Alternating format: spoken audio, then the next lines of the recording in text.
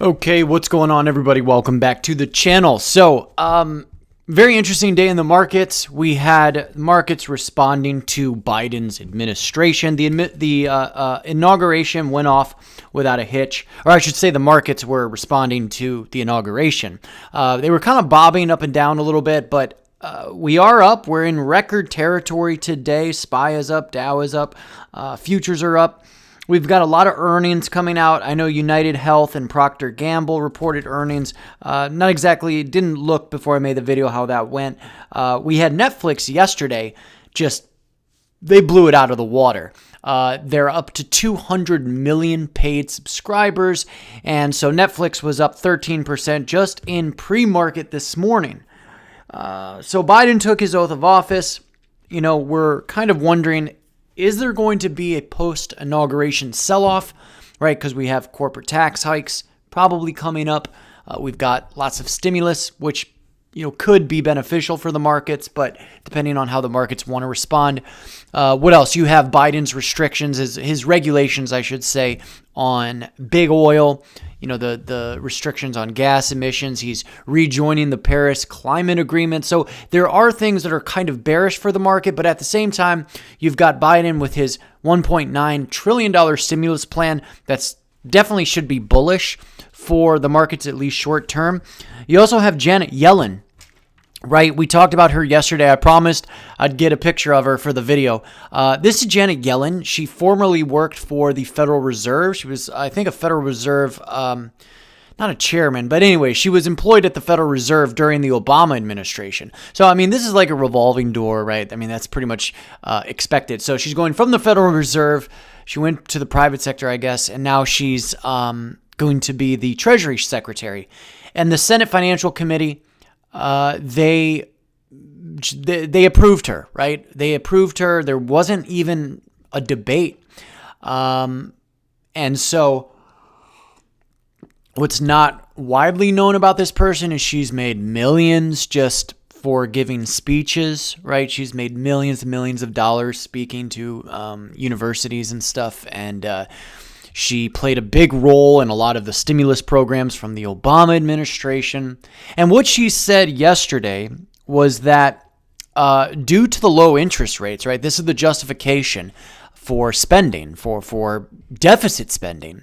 She said that because of the low interest rates that we need to act big, right? These are direct quotes, that we need to act big. And she says that the Treasury and the Biden administration should focus on workers, but particularly women and minorities.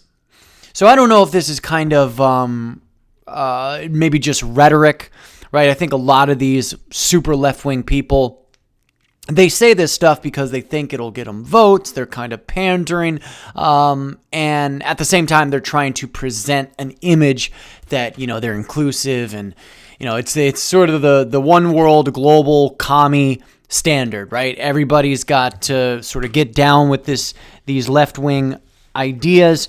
So I don't know if Janet Yellen actually believes this stuff, but if she does, and if Biden means what he's saying when it comes to that we need to provide stimulus for minorities more than everybody else, you could see economic policies that would benefit certain groups based on, demographics, which I think is that's very concerning, right? If the United States is going to go down that road.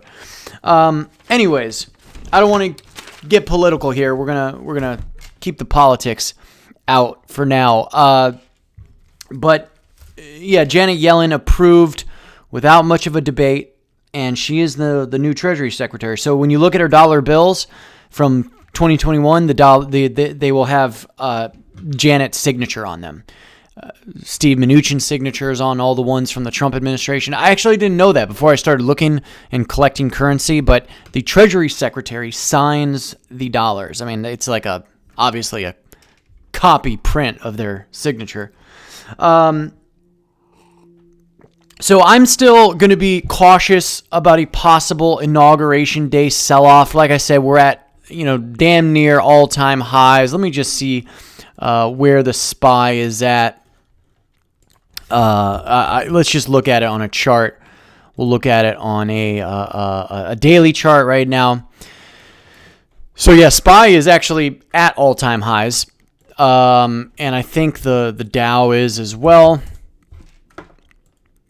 So yeah, you got S&P 500 and Dow Jones. They're virtually at their all-time highs right now. So NASDAQ as well. We could actually look that up. The QQQ. So I'm a little. I'm not bearish, right? But is it possible we get, a pullback tomorrow? Is it possible we get a full-blown Inauguration Day sell-off?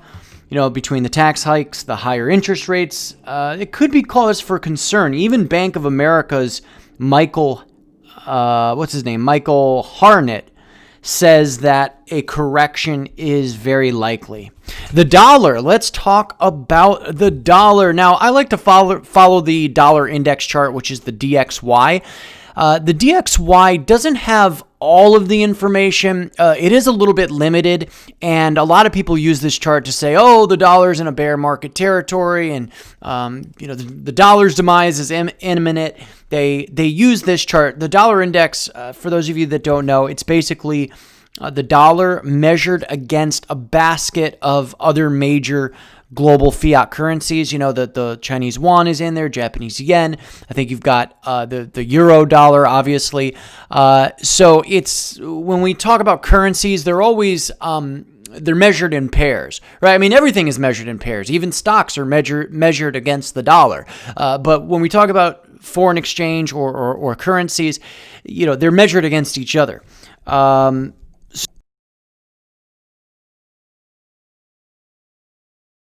Into that kind of, plus 90.5 territory. I think we got as high as 9.78 before we sort of pulled back. And you can see we're in weekly demand, right? Like I've charted this weekly demand zone. If you go back to a weekly chart, you can see that back in 2007, when was this?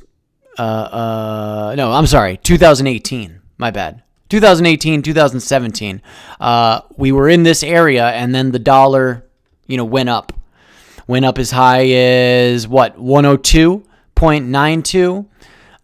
But we have crashed the past couple of years, and some people think that we could see even more weakness.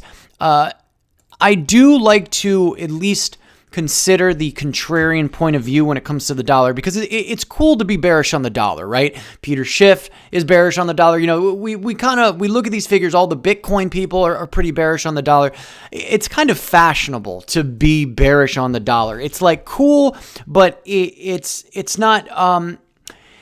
There's enough people that are bearish on the dollar where it's kind of cool, but it's not like it's so popular that it's corny yet. But if you're looking at if you're looking at it from the supply point of view, you could absolutely see, we're printing all of this stimulus, right? That definitely has an effect on the devaluing of the dollar. But what often is not talked about enough is all of the dollar-denominated debt that's going to still have to be paid back in dollars, and the rising demand for dollars outside of the United States. Think about, right, Russian rubles.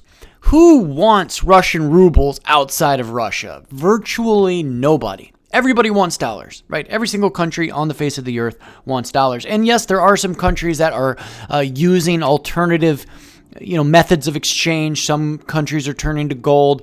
There's rumors that a few countries are looking at cryptocurrencies and stuff, but that's only because they can't get their hands on dollars, right? Despite the supply, the demand is so great, there is actually not enough dollars out there. This is the contrarian point of view. I'm not saying that I believe this 100%, but this is sort of the contrarian point of view. There's a YouTuber I watch. His name is The Uneducated Economist, and he does some fantastic videos right from his car before he goes to work at the hardware store. He does some fantastic videos talking and breaking it down, talking about the Fed, the Fed's influence on the dollar and where the dollar is going. But it is possible that we will see this DXY chart rise in the coming weeks, in the coming months. It's possible, I think, that we hit a bottom, right? We are in weekly demand.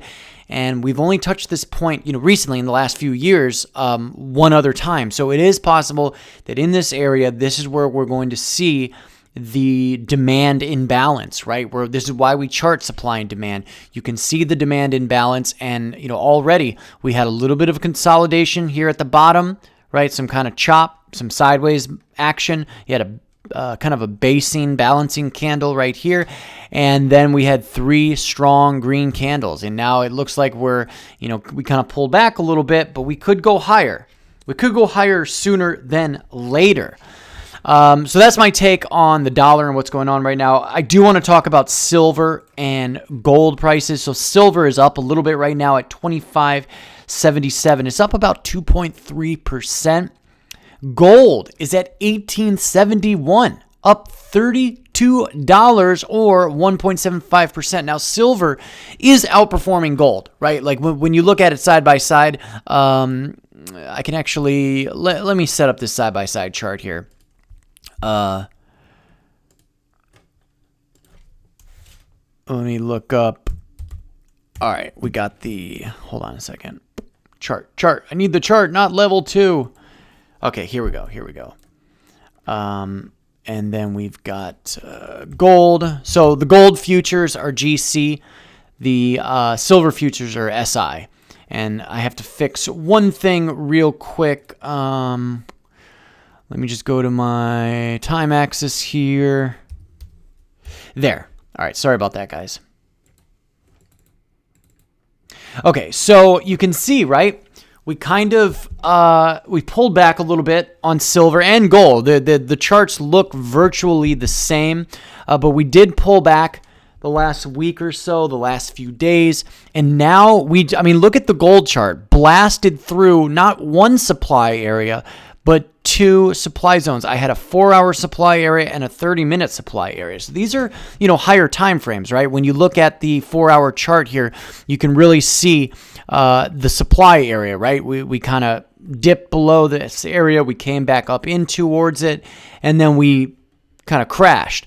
But today, we invalidated both of these areas, right? This 30-minute supply area I can now remove because it's been invalidated. And this is actually, this is invalidated as well. So let me just get rid of that. So gold is at 18. What did I say? These are the gold futures. This gold price is 1871 right now, with silver headed closer towards 26. I went and got myself another chain today. I love silver, man, and I love wearing silver. To me, silver is money, right? It's the money of gentlemen. They say gold is the money of kings, silver is the money of gentlemen. Barter, or copper, is the money of the peasants, and debt is the money of the slaves.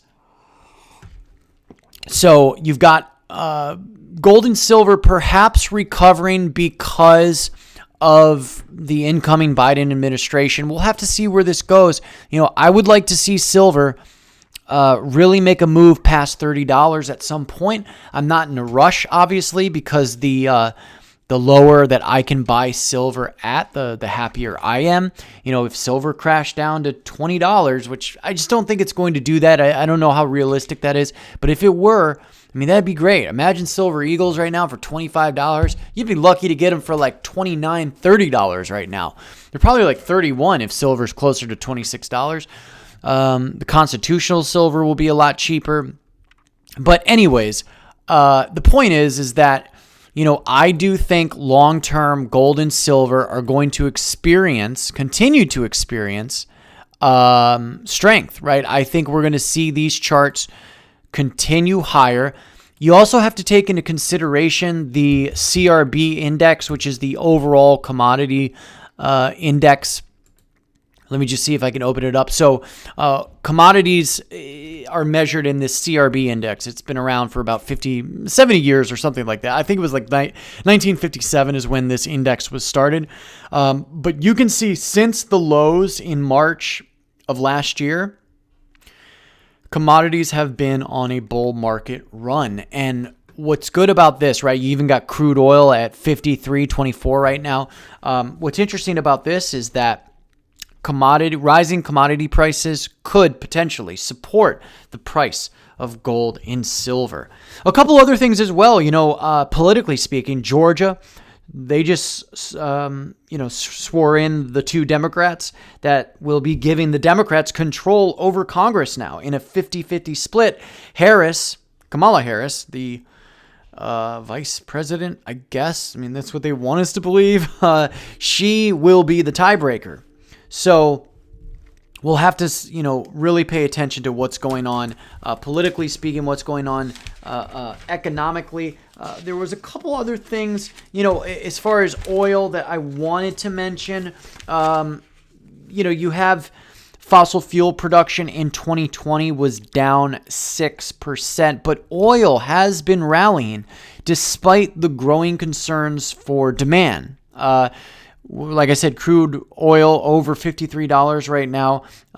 It's up 0.74% in the last day or so. Brent is up 0.68% to 56 as of last night.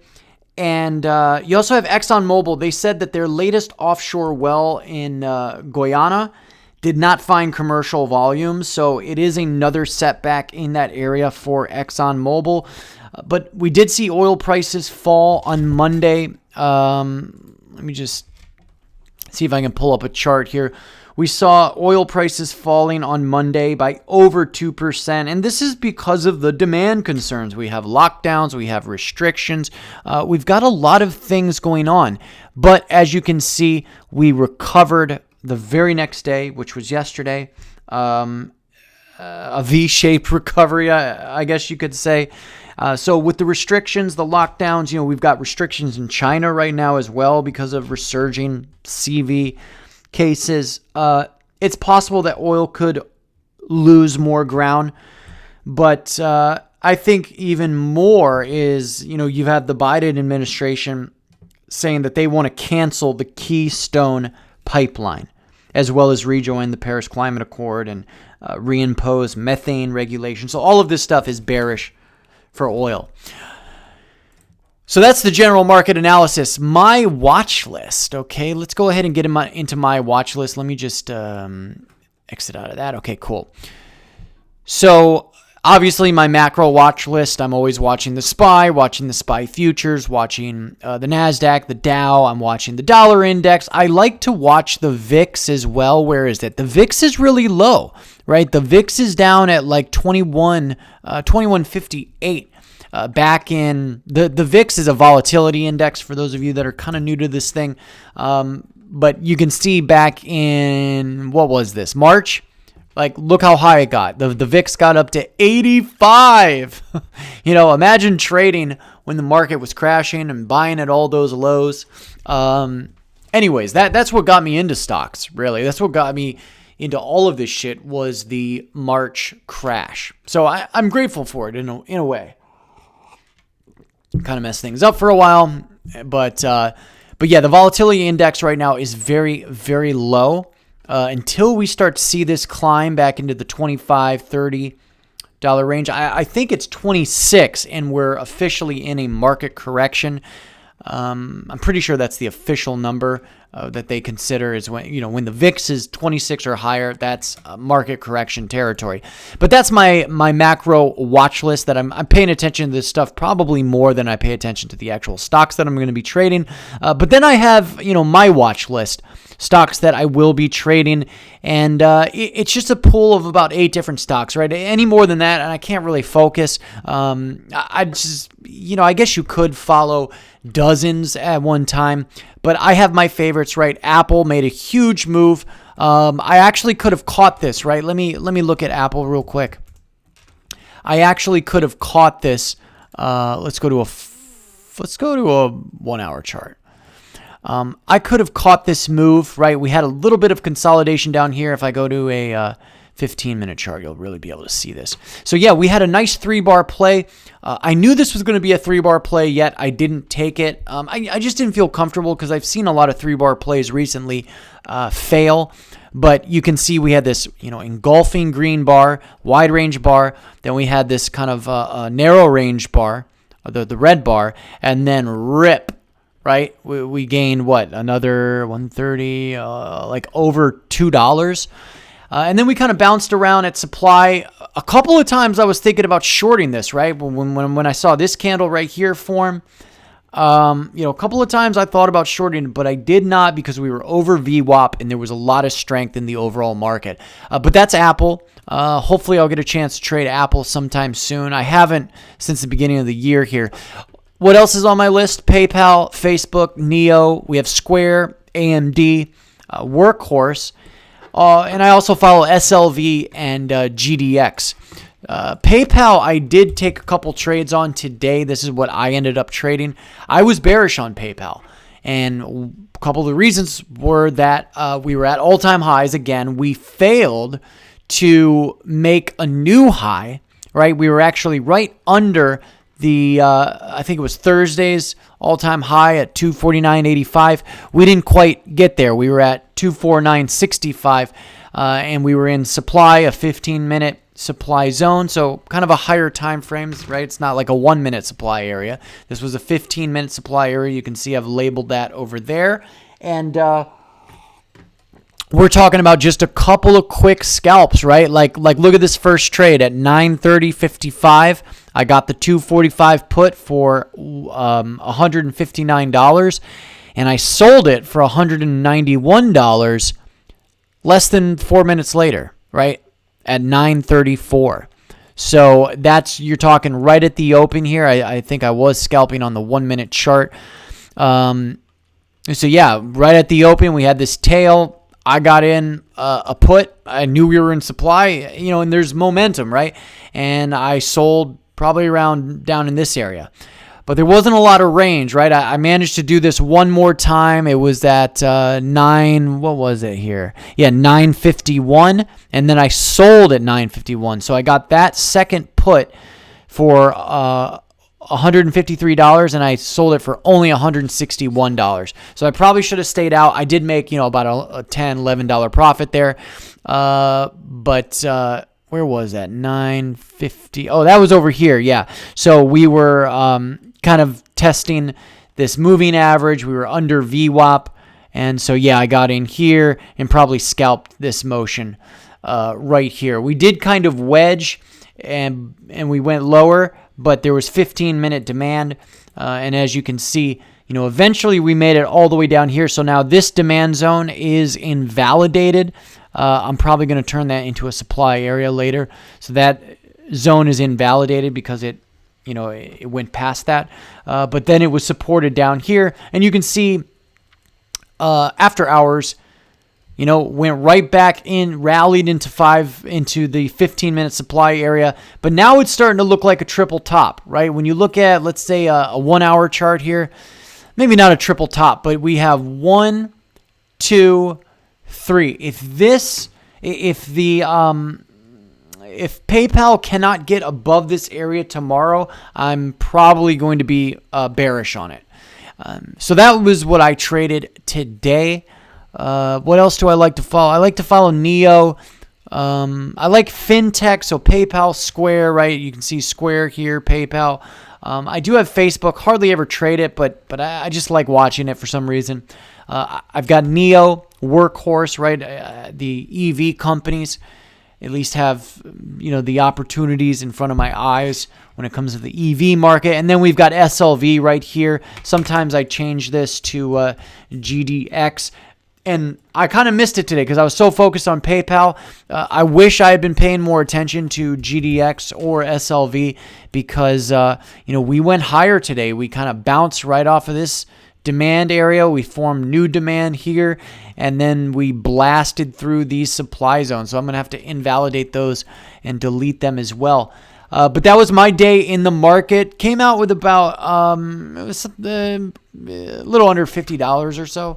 So, just focusing on consistent gains. It was like a 7.79. It was almost an 8% gain in the account right now.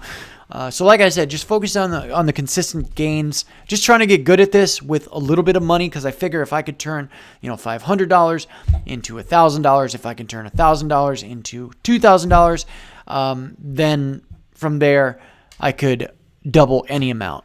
And it's really a game of psychology too, because it's so easy to overtrade. The markets are so easy to enter, right? Like, let me show you my setup. This is my setup right here. And, all I have to do is press buy, right? All I have to do is put an order in and buy the option. And so it's so easy to enter. And a lot of this is psychology, getting in, getting out, taking your profit, walking away, knowing when to walk away, and also being able to sit here all day, or off and on, and just watch the market, sit on your hands, and really wait for opportunities. Oh, one more thing I wanted to show you too, what a wedge pattern looks like. Let me just show you this real quick on GDX. So GDX, I knew this was going to rip too. And I didn't take the trade, because it was later in the day and I had already gotten my profits. But the thing is I'm starting to recognize this stuff. So we did make a wedge. You can see the price is kind of consolidating. It's resting.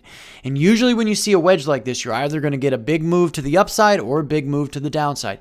And a lot of the times it's just about taking your chances, right? We were over VWAP. We were rallying through the supply area. And as you can see, the wedge broke and GDX ripped all the way up to about over $36. So very exciting stuff. These are the kind of patterns you want to look for, as well as charting your supply and demand zones. So let me know what you guys think in the comment section down below. What is on your watch list? Tell me where are you putting your money, and what do you think I should be paying attention to? And with that, I hope you guys have a fantastic rest of your day. Big shout out to everybody following me all over social media. The links are in the description below. Big shout out to my patrons and everybody supporting the channel on PayPal.